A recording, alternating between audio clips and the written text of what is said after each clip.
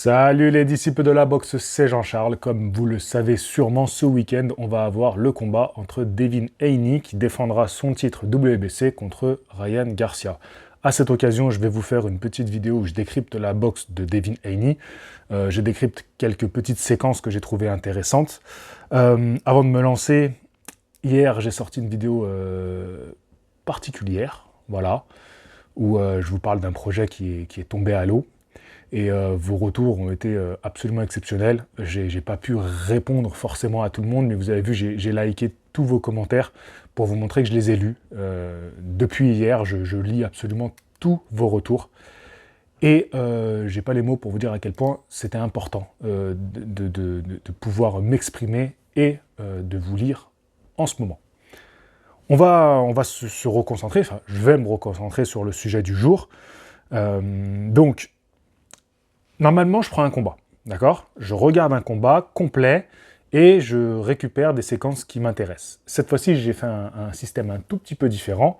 Faute de temps, je ne vais pas vous mentir, j'ai fait une chose que je ne fais absolument jamais. Je me suis concentré sur des highlights, donc des résumés de combat.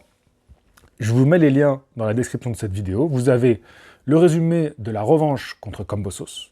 D'accord? Il avait gagné une première fois, revanche obligatoire, il affronte à nouveau Kambosos. Je vous ai mis le résumé de son combat contre Vasily Lomachenko. Et enfin, je vous mets en bonus, il n'y aura pas d'image dans cette vidéo, mais je vous mets en bonus le résumé de son combat contre Régis Prograis. Ok? Donc comme ça vous permet d'avoir une idée de Devin Haney. Pourquoi je vous le dis en début de vidéo? Parce que je vous invite toujours à regarder tranquillement la vidéo source, avant de regarder l'analyse que j'en fais, même si vous n'êtes pas obligé de regarder la vidéo source. Vous pouvez avoir aussi votre avis sur la question. La première combinaison que j'aimerais vous montrer de Devin Haney, c'est tout simplement comment il va placer son bras arrière. Je vous le remets au ralenti. On voit que Devin Haney met un double bras avant de placer son bras arrière. C'est hyper efficace en termes de gestion de la distance, c'est-à-dire que tu vas doubler le bras avant, et ensuite, tu as bien pris la bonne distance pour plonger ton bras arrière. Pourquoi je dis plonger avec son bras arrière? Parce que Devin Haney a cette manière de l'envoyer où il va vraiment faire une sorte de roulement de l'épaule pour envoyer comme ça son bras arrière. Son poing dans la tronche de son adversaire. Ça reste classique, mais Devin Haney, il fait des choses, on va dire, simples, évidente dans la boxe, mais il le fait de manière excellente. Voilà.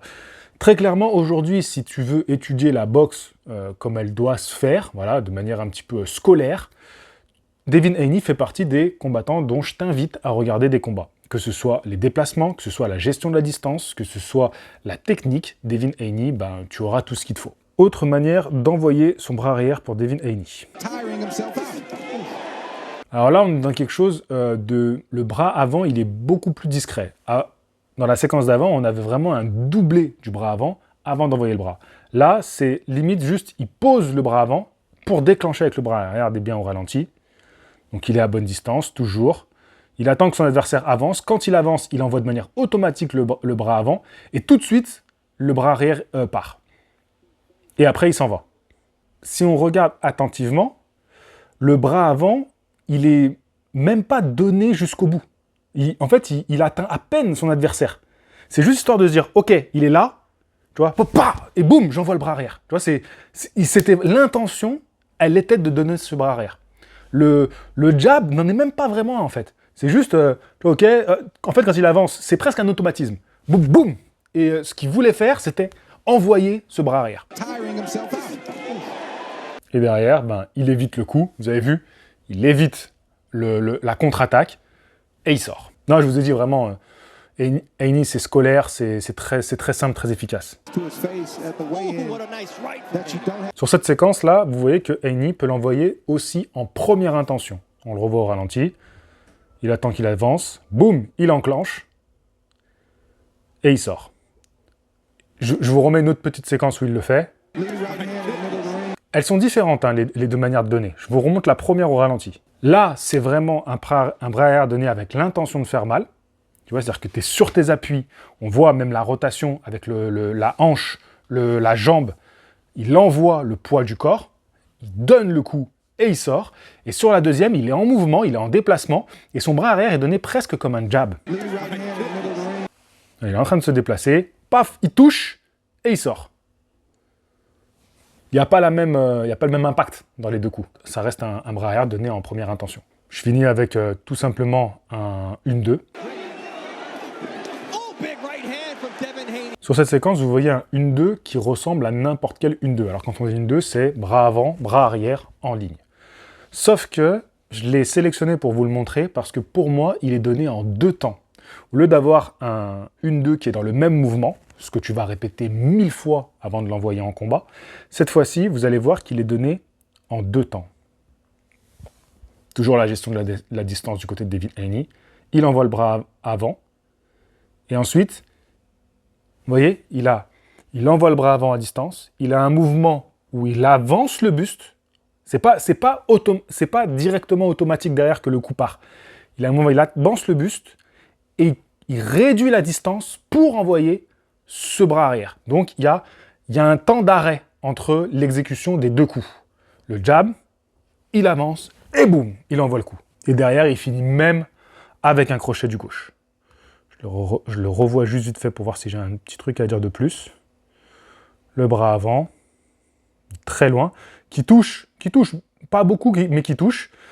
C'est comme s'il sentait, ok, je suis un peu loin, il faut que j'avance mon pied arrière. Ouais, c'est ça. En fait, il va, avec ses appuis, il va réduire la distance. Le premier coup donné, il est un peu loin, il avance, il gagne quelques centimètres, les quelques centimètres nécessaires pour pouvoir ajuster son bras arrière. Et là, il est à très bonne distance. Haney a toujours ce problème de ne pas faire suffisamment mal, même quand il donne des bras arrière avec une telle qualité technique. C'est un peu difficile à comprendre pourquoi il manque de cette efficacité dans les coups.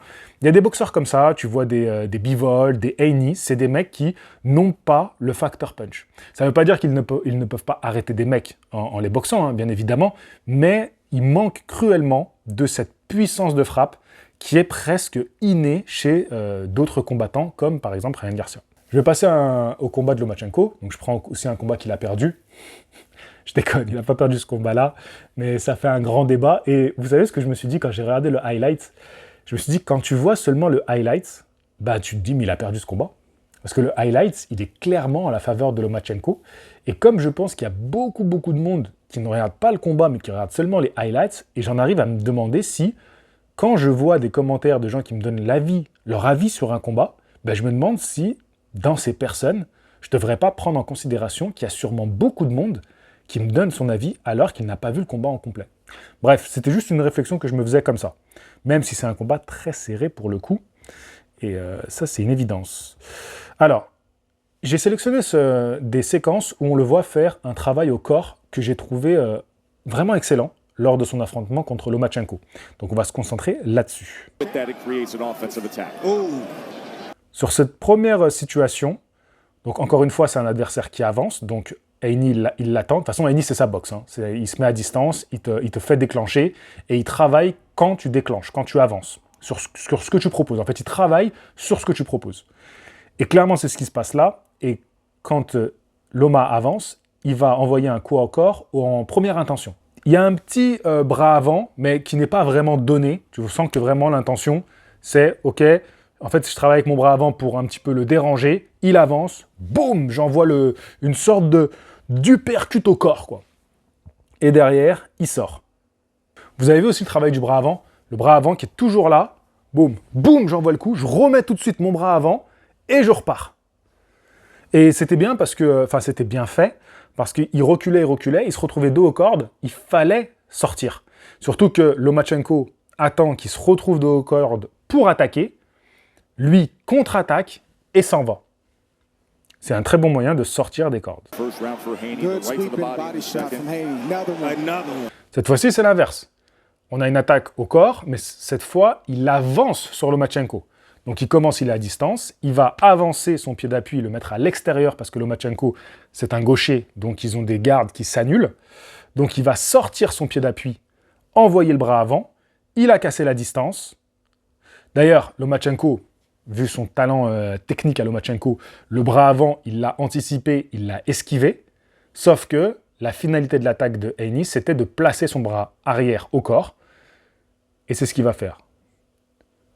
Loma défend plutôt pas mal, mais le coup atteint exactement la zone que voulait Haney. Il est assez précis.